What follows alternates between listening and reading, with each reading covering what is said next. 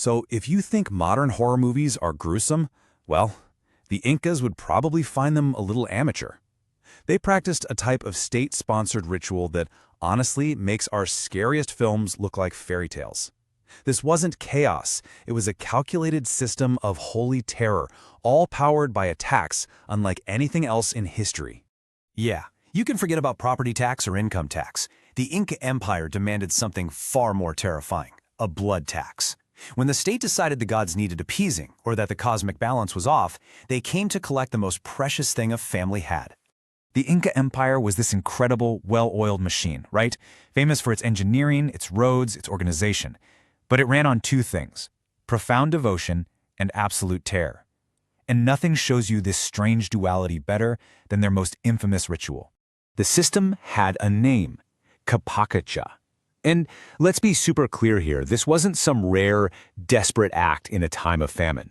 No, this was a state-run industry of sacrifice.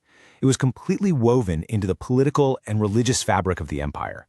It was done to maintain order with the gods whenever an emperor died, a disaster struck, or maybe a new ruler just needed some divine street cred.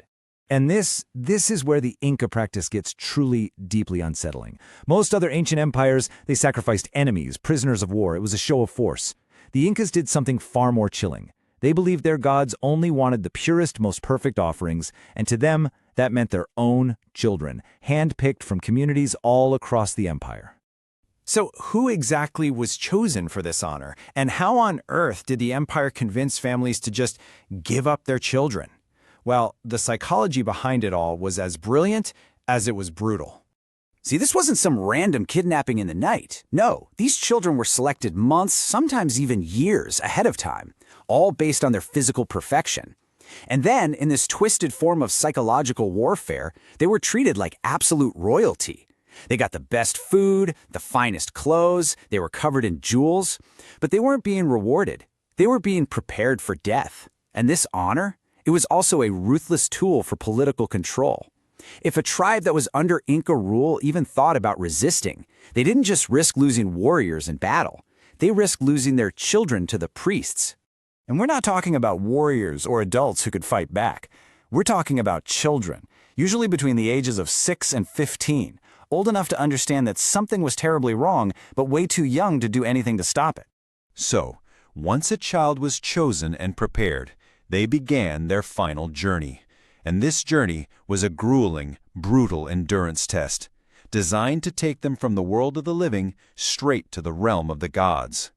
The journey itself was this horrifying four-part ritual. First, they were just separated, taken from their families, from everything they'd ever known. Then came the death march. I mean, we're talking about a journey that could be hundreds of miles, on foot, through the rugged, unforgiving Andes Mountains. Finally, they'd be dressed up in their best ceremonial clothes and brought up and up to the highest, most freezing mountain peaks, as close to the heavens as you could possibly get. Now you're probably wondering, how in the world did they keep these kids compliant through something so terrifying? Well, the Incas didn't just rely on force. They were much more sophisticated than that. They used a pretty effective form of chemical control. The children were systematically drugged. They were given coca leaves, a powerful stimulant, to help them physically endure that punishing march.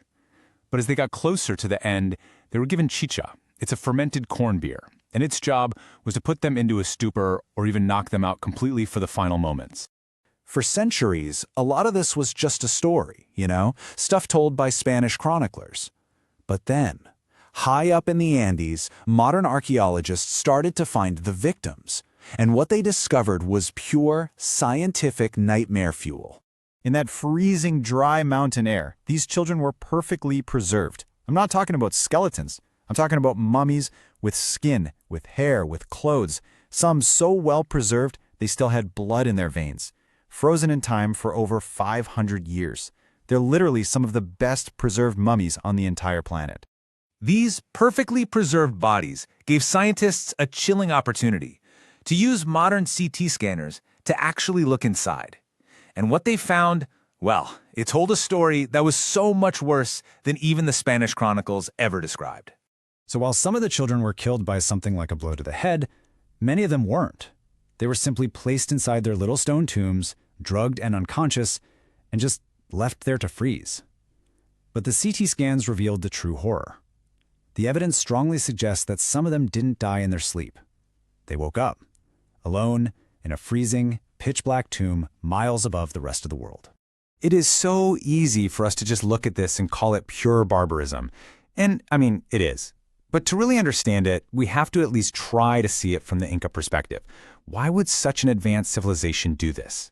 Their whole world, their whole empire was built on this idea of reciprocity with the gods. They truly believed that every single sacrifice, especially the sacrifice of a perfect child, was a sacred gift. A gift that kept nature in balance, that made the sun rise, that allowed the empire to thrive.